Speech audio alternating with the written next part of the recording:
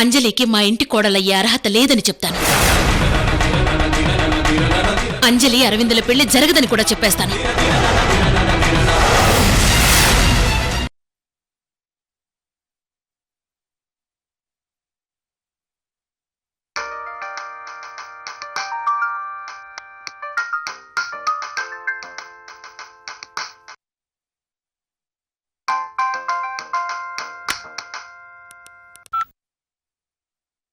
రత్నప్రభ గారు నమస్తే. నమస్తే లక్ష్మీనారాయణ గారు.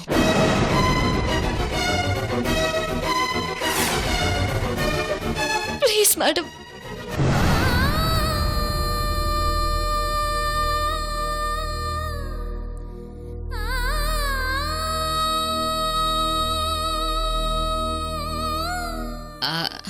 ఏం లేదు, ఇందాక మీరింటికొచ్చినప్పుడు ఒక ముఖ్యమైన విషయం అడగాలని మర్చిపోయాను.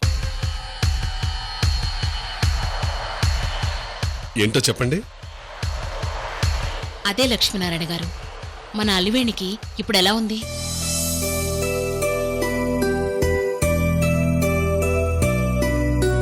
పర్వాలేదు, కోలుకుంది రత్నప్రభ గారు. అదే, ఆ విషయం ఇందాక అడగలేదని గుర్తొచ్చి ఫోన్ చేశాను. చాలా సంతోషం రత్నప్రభ గారు. ఉంటాను లక్ష్మీనారాయణ గారు. అలాగేనండి.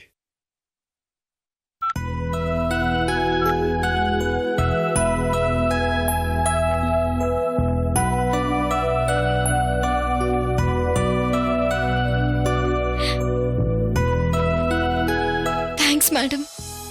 కృష్ణవేణి, నీలాంటి గొప్ప కోడలు దొరికినందుకు సంతోషపడాలో, నీ కోరిక నెరవేర్చలేకపోతున్నందుకు బాధపడాలో అర్థం కాని పరిస్థితుల్లోకి నన్ను నెట్టేశావు.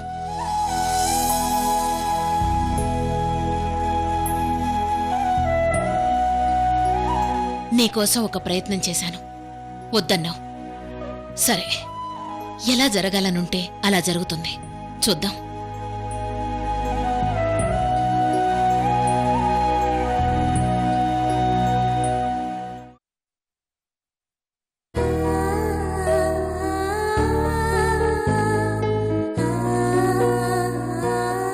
కృష్ణవేణి, బంధాలు ఆకాశంలో నక్షత్రాల్లాంటివి. కొన్నిసార్లు కనపడకపోయినా అవసరమైన సందర్భాల్లో మనకు సాయం చేసేందుకు ఎప్పుడూ సిద్ధంగా ఉంటాయి.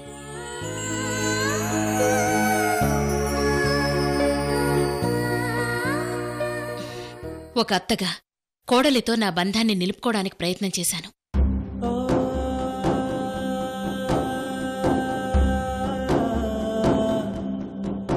లాస్ట్ ఛాన్స్ కూడా వదిలేసుకున్నావు. సారీ కృష్ణవేణి.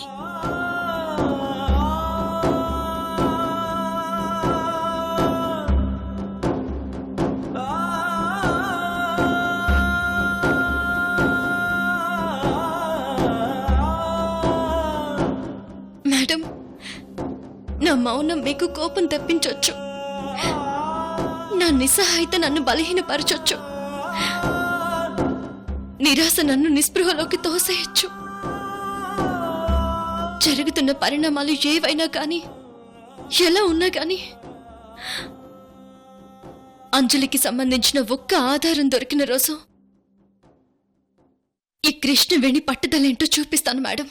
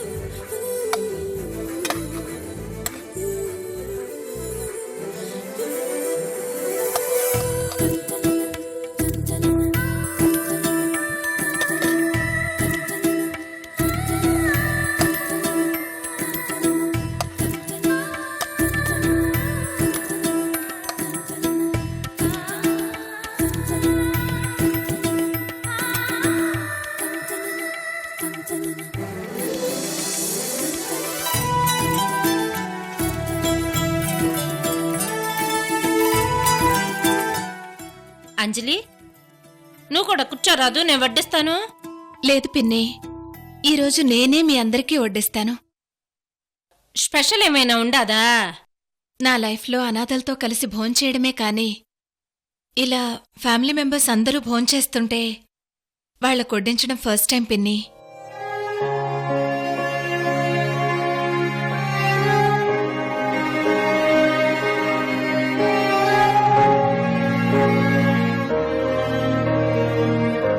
నాకు ఓ పుట్టిల్లుంది.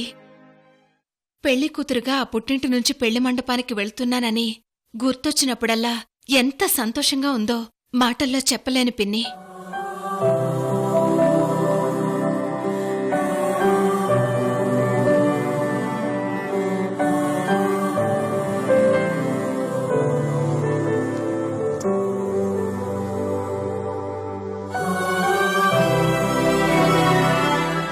రేపు పెళ్లి చేసుకుని ఎలాగో వెళ్ళిపోతాను.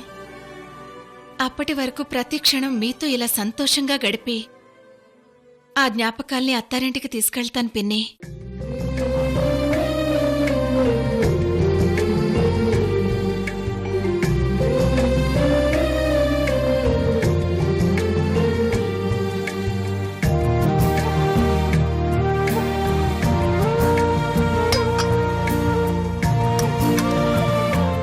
నాన్నా, అసలు ఈ అంజలి ఎవరు?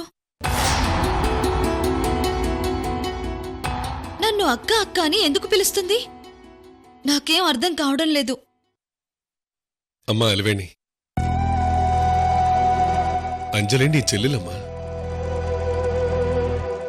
నిజంగా నా చెల్లెలేనా?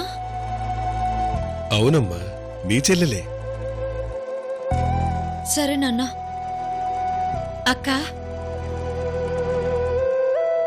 ఏంటి చెల్లి?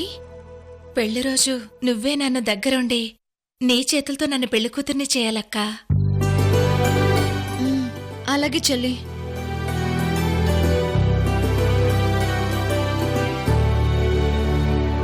అమ్మా చంద్రకళ, ఏంది బావగారు? రత్నప్రభ గారు ఈ 2 రోజుల్లో ఎప్పుడైనా నిశ్చితార్థ ముహూర్తాలు పెట్టుకోవడానికి ఇంటికి వస్తానన్నారు. ఈలోపు అంజలిని షాపింగ్ తీసుకెళ్ళమ్మా. అట్నే బావగారు, రేపే వెళ్తాము. ఆ 5 లక్షల్ని ఈ చంద్రకళ ఒక్క రోజులో నాకించేస్తుందిగా.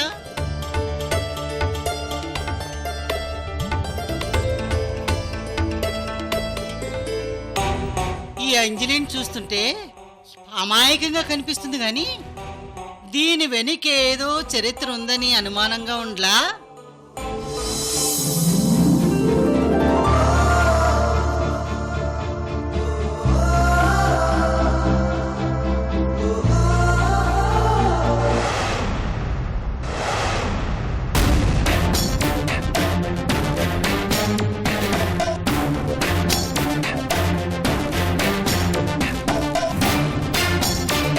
ఏరా ఎంతసేపు చూస్తారా ఫోటోని? వెతకాలి కదరా. వెతికితే కనిపించదు. ముందు ఈ ఫోటోని విజయవాడ మొత్తం పంచాలి. అన్నిటికన్నా ముందు మాచవరం ఏరియాలో పంచాలి. అది బాస్ ఆర్డర్. అక్కడ ఎందుకు? అంజలి ఆ ఏరియాలో కనిపిస్తుందని బాస్ ఆర్డర్. రై డిస్కషన్ ఆపేసి పదండి.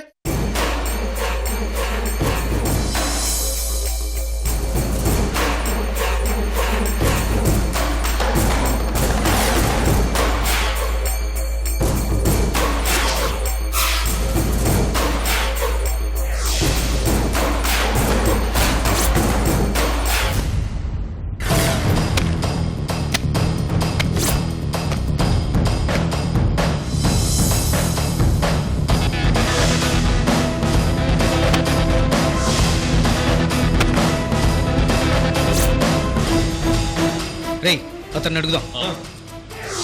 భయ్యా ఒక్క నిమిషం చెప్పండి. ఈ ఫోటోలో అమ్మాయిని చూశారా?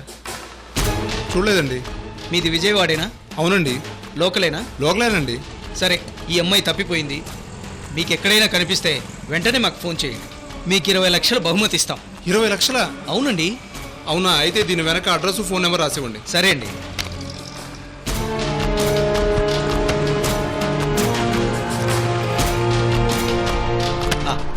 ఓకే అండి. ఓకేనండి.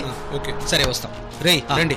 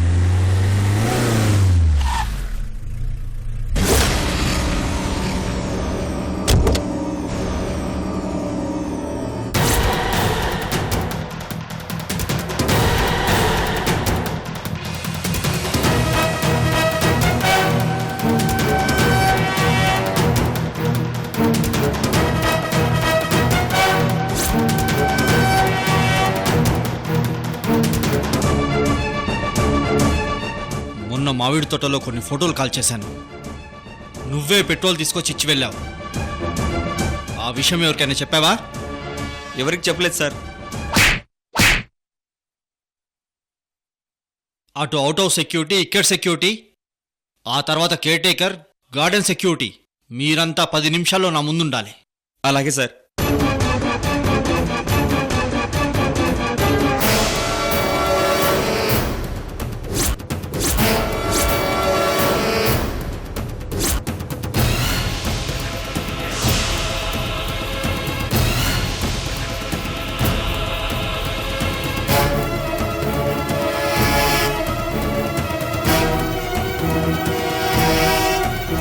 అవును, సృజన్ ఢిల్లీ నుంచి ఎప్పుడొచ్చాడు? అయినా ఇంట్లోకి రాకుండా సెక్యూరిటీతో మీటింగ్ ఏంటి? ఈ 1 వీక్లో అవుట్ హౌస్ వైపు కానీ, మన ఇంటి చుట్టూ కానీ, తోటలో కానీ ఎవరైనా కొత్త వ్యక్తులు కనిపించారా? బాగా గుర్తు చేసుకొని చెప్పండి. అవుట్ హౌస్ వైపు ఎవరూ రాలేదు సార్. ఇంటి వైపు ఎవరు రాలేదు సార్. షటప్! ఈ ఇంటి పరిసరాలను ఎవరో కెమెరాతో షూట్ చేశారు. నా దగ్గర వీడియో ఉంది. నేను ఫోటోలు కలుస్తుంటే అదంతా యూజ్లెస్ ఫెలోస్. ఏం చేస్తున్నారా మీరంతా? రేపటి నుంచి మీ అందరికీ లైసెన్స్డ్ గన్స్ ఇస్తాను. కొత్త వాళ్ళు ఎవరైనా అనుమానాస్పదంగా కనిపిస్తే కాల్చి పడేయండి. అర్థమైందా? అలాగే సార్. సార్, పోలీసులకు ఇన్ఫార్మ్ చేద్దాం. చెప్పింది చేయి.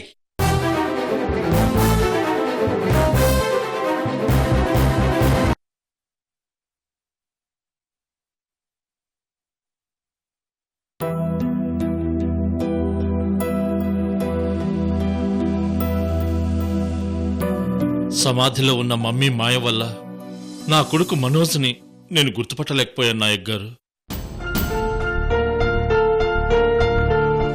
నా బిడ్డ నేనే చంపుకున్నాను నాయక్ గారు.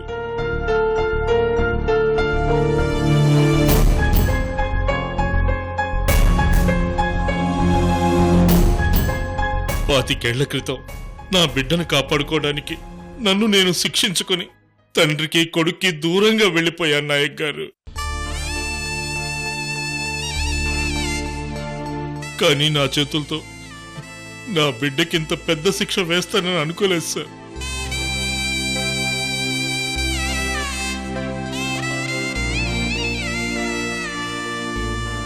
ఆ దేవుడే నాకు తీరని అన్యాయం చేశాడు నాయక్ గారు. రాజగోపాల్ గారు, భయపడకండి. మనోజ్ గారికి ఏం కాదు, క్షేమంగా తిరిగి వస్తారు. నా చేతులతో నేనే చంపి మీరు చెప్పాక తిరిగి అక్కడికి వెళ్ళేసరికి మనోజ్ అక్కడ లేడు కదా నాయక్ గారు. ఎలా తిరిగి వస్తాడు? మనోజ్ గారిని ఆ విశ్వంబర మనుషులే తీసుకెళ్ళి ఉంటారు. వాళ్లే బతికించుకుంటారు. ఆ అవసరం వాళ్ళకే ఉంది రాజగోపాల్ గారు. ఆ విశ్వంభర వల్లే మా జీవితాలు తలకిందులయ్యాయి. ఆ విశ్వంభర నన్ను 25 ఏళ్లుగా వెంటాడాడు. ఇప్పుడు నా కొడుకును వెంటాడుతున్నాడు. అసలు విశ్వంబరకు మీ తండ్రి కొడుకులకు సంబంధం ఏంటి రాజగోపాల్ గారు? విధిరాత నాయక్ గారు, దాని నుండి ఎవరూ తప్పించుకోలేరు. సరే, అసలు మీరు చిన్నప్పుడే మనోజ్ గారిని మీ నాన్నగారికి అప్పగించి అమెరికాకి ఎందుకు వెళ్ళిపోమన్నారు?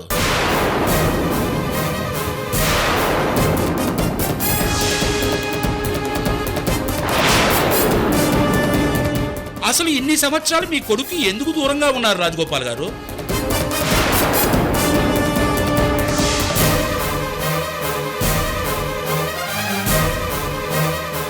ఈ రహస్యాలు మనోజ్ గారికి తెలిస్తే తను ఏదో ఒకటి చేసి ఈ సమస్యల నుండి బయటపడేస్తారు.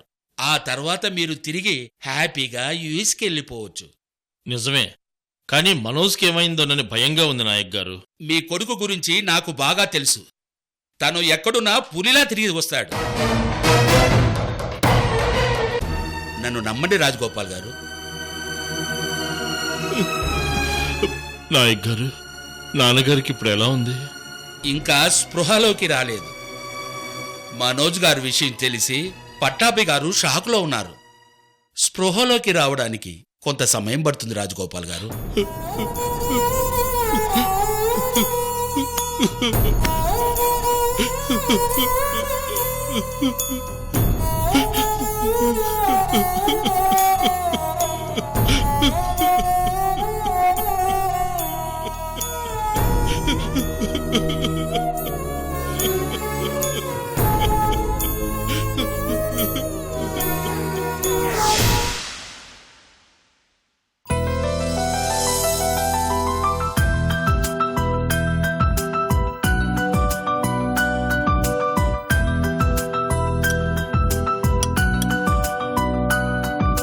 అమ్మా కృష్ణవేణి, నువ్వు కూడా వచ్చి కూర్చో అమ్మా. నేను వంశీ గారు కలిసి తింటాం మామయ్య గారు. డాడీ, వదినకు త్వరలో ఫుల్ రెస్ట్ వస్తుంది. ఎలా అరవింద్? Simple dad. నా పెళ్ళైతే అంజలి వస్తుంది. సో పెద్ద కోడలికి రెస్ట్ ఇచ్చి చిన్న కోడలు కిచెన్ హ్యాండిల్ చేస్తుంది. అంజలి కిచెన్ పని చేయనంటే చేయిస్తానత్తయ్య. మా వదినికి రెస్ట్, మా అమ్మ నాన్నకి రెస్ట్, చిన్న పని కూడా చేయించను అని నీలాగా పెళ్లికి ముందు ప్రతి మగాడు సోది చెప్తాడు. తీరా పెళ్ళయ్యాక పెళ్ళాంకి ఖైదీ అవుతాడు. మాకు తెలుసులే అరవింద్. మయూరి, అందరూ నాలా ఉండరు. భార్యని కంట్రోల్లో పెట్టుకునే టాలెంట్ మన అరవింద్కుంది. ఓ గాడ్ ఇస్ గ్రేట్. అత్తయ్య, నా పరువు తీకు please.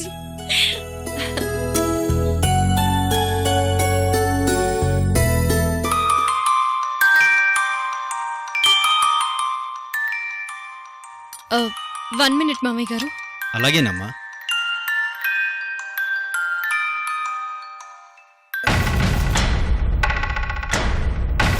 Kalyan, hospital CC camera footage దొరికిందా? దొరికింది, అదే చూస్తున్నాను మేడం.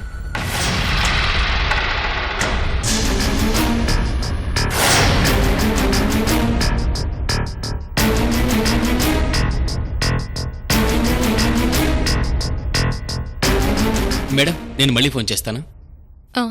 అలాగే కళ్యాణ్.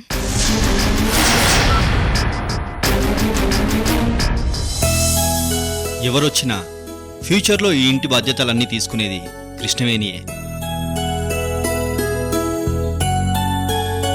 అందులో నో డౌట్. ఏమో అన్నయ్య, తోడికొడలొచ్చాక ఎవరు ఎలా మారతారో ఎవరికి తెలుసు? ఎవరొచ్చినా పెద్ద కోడలి మాట వినాల్సిందే. Exactly, you're right mom. వదిన మాట ఖచ్చితంగా వినాల్సిందే. సరే వదినా, మరి అరవింద్ పెళ్లి విషయం ఎంతవరకు వచ్చింది? ముహూర్తాలు చూసుకుని లక్ష్మీనారాయణ గారింటికి వెళ్ళి నిశ్చితార్థాలు పెట్టుకోవడమే. అవునమ్మా కృష్ణవేణి, నువ్వు నిశ్చితార్థానికి వస్తున్నావు కదా? అదేం డాడ్ అలా అడిగారు? వదిన రాకుండా ఎలా? మీ డాడీ ఉద్దేశం ఏంటంటే కృష్ణవేణికి వాళ్ళ మావయ్యకి మధ్య మాటలు లేవు కదా, అందుకే మీ వదిన వస్తుందో రాదోనని అడిగారు. అంతే కదన్నయ్య? అవునమ్మా. నో డాడ్, వదిన రాకపోతే నేను అసలు పెళ్లే చేసుకోను. అరవింద్, వదిన రాకుండా ఎలా ఉంటుంది? నిశ్చితార్థం దగ్గర నుండి పెళ్లి వరకు అన్నీ తనే చూసుకుంటుంది. God is great. చూడమ్మా, నువ్వు లక్ష్మీనారాయణ గారి ఇంటికి వెళ్ళేది నీ మరిది నిశ్చితార్థం చేసుకోవడానికే. వియ్యంకుల ఇంటికి వెళ్తున్నామనుకో. Exactly dad. సో మరిది కోసం వదిన లక్ష్మీనారాయణ గారి ఇంటికి వస్తుంది, అంతే. అలాగే అరవింద్, తప్పకుండా వస్తాను. అవును బావు గారు, మన రెండో కోడలు అంజలిని మీరు చూసారా? నేనింకా చూడలేదు.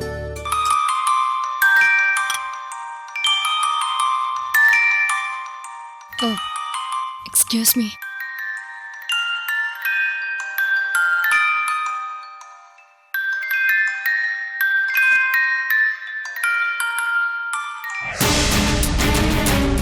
కళ్యాణ్, ఏమైంది? మేడం, అల్లివేడి హాస్పిటల్లో ఉన్న 2 days సీసీ ఫుటేజ్ చూశాను.